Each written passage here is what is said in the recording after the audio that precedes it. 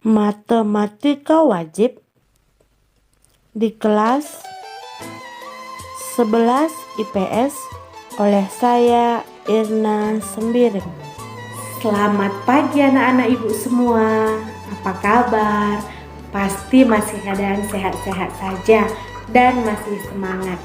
Nah, pertemuan minggu lalu ibu sudah menjelaskan kepada kalian yaitu cara menyelesaikan program linear untuk menentukan nilai optimumnya, yaitu dengan menggunakan garis selidik. Nah, di sini ibu akan mengirimkan video pembelajaran kita cara menyelesaikan suatu masalah matematika dengan menggunakan garis selidik. Adapun tujuan pembelajaran kita dalam kesempatan ini yaitu untuk menentukan nilai maksimum dan nilai minimum dari suatu permasalahan program linear dengan menggunakan garis selidik. Mari anak-anak kita perhatikan video pembelajaran kita berikut ini. Di contohnya ini ya, tentukan nilai maksimum dari fx, y sama dengan 3x plus 4y dengan kendala ini. Nah, perlu diketahui bahwa ketika kita menggunakan metode ini, pengukurannya harus pas ya. Jadi semisal kemarin kita menggunakan uji titik pojok itu kan saya ngasal ya, jadi jaraknya ngasal, tidak 1 cm tidak 1 cm ya, jadi ngasal. Tapi kalau ini harus benar, jadi ini harus menggunakan penggaris yang jaraknya sama. Kemarin pun juga begitu, sebenarnya harus menggunakan penggaris sehingga ukurannya pas ya. Nah, ini kita akan mengerjakan langsung pada tahap pertama, yaitu menentukan daerah penyelesaian. Ya, ini saya sudah menggambar koordinat kartesiusnya. Tinggal kita cari titik potongnya, yaitu misal ya, ditulis di sini saja 2x plus y kita sama dengan K6 saja untuk mudah penghitungannya. Misalkan garis G. Jadi semisal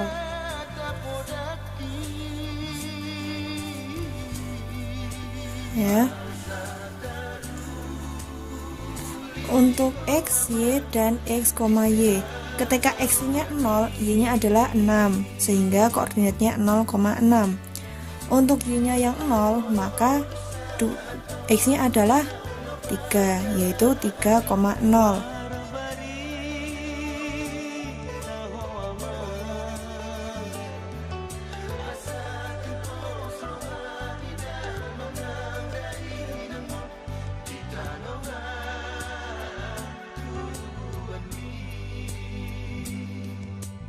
Jadi karena ini kurang dari semua ya, kurang dari 6, berarti kan garisnya ke bawah, kurang dari 5 juga ke bawah, x-nya positif, y-nya positif, sehingga dp-nya di tengah-tengah sini.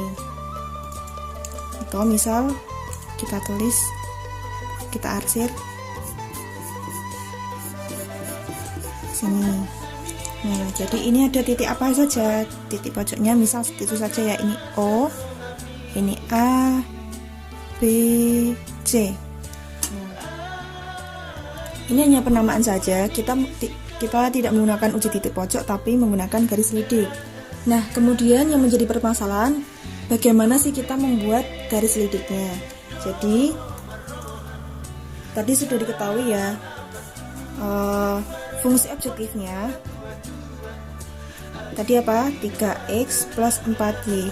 Jadi garis selidik itu kita dengan menggunakan bantuan garis fungsi objektifnya atau fungsi sasarannya. Jadi kita misalkan ini sama dengan K. K itu adalah suatu bilangan atau angka berapapun, bilangan real atau bilangan positif 5, 10, 13, 20 dan seterusnya. Jadi misal ya, untuk yang pertama kita coba 3x plus 4y sama dengan 12. Nah, dari sini kita tahu bahwa menggunakan tadi ya bantuan ini titik potongnya, berarti ketika x-nya 0, y-nya sama dengan berapa? 3. ketika Y-nya 0, maka X-nya berapa? 4, sehingga koordinatnya 0,3 dan 4,0. Nah, kita langsung buat saja di sini. Ini kan 0,3 dan 4,0. 0,3 di sini 1, 2, 3. Ini 3 ya. 4,0 di sini, sehingga kita sambung.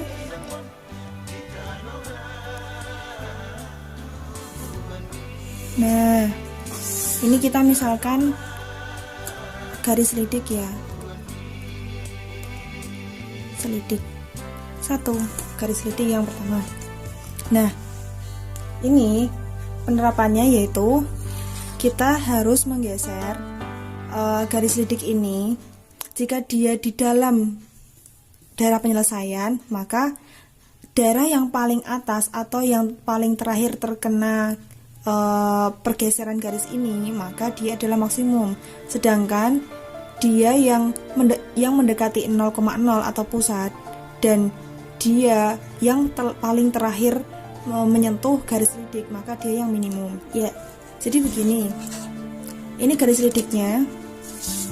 Kan di sini ya garis selidiknya. Nah, kita geser pelan-pelan, harus sejajar seperti ini. Ya. Dia masih bertemu dengan B, padahal C itu juga daerah penyelesaian, berarti bisa naik lagi dan dia yang terakhir terkena. Yang terakhir terkena garis selidik, maka dia yang menjadi nilai atau titik, dia menjadi titik maksimum, dimana titiknya ini titik C ya, berapa? 0,5 kan, berarti ini dia berada di sumbu Y di angka 5, berarti 0,5. Nah, ketika C 0,5 ini kita substitusikan ke fungsi tujuan tadi, maka dia akan menjadi nilai maksimum.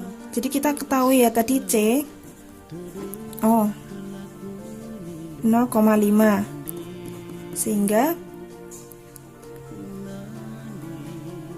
nilai maksimumnya yaitu 3x plus 4y sama dengan 3 dikali 0 ditambah 4 dikali 5 sama dengan ini 0, berarti 20. Jadi nilai maksimumnya adalah 20. Seperti itu. Kemudian ada contoh lain, misal saya ganti ya. Untuk K-nya ini kan tadi saya 12. Misal 3x plus 4y sama dengan 24. Nah, jadi begini. Fungsinya ini harus sama. Jadi untuk menentukan garis, untuk menjaga garisnya itu gradiennya sama, sejajar. Tinggal kita mau ngubah K-nya mau 12 atau berapapun. Misal ini saya 12 yang pertama, 24 ya yang kedua. Berarti ini X, berarti ini koordinatnya berapa? Langsung saja ya. Ketika X-nya 0, berarti Y-nya berapa? 6. Dan ketika Y-nya 0, berarti 3x sama dengan 24, x-nya 8. Ya. Kita garis untuk garis selidik yang kedua ya, 0,6 dan 8,0. Kita sambung.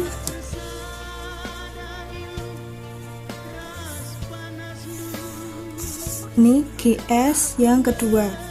Karena dia posisi kan ini ya, ini adalah arsiran atau daerah penyelesaian. Berarti garis yang kedua ini, garis selidik yang kedua kan dia di luar arsiran, sehingga kita harus menggeser ke kiri.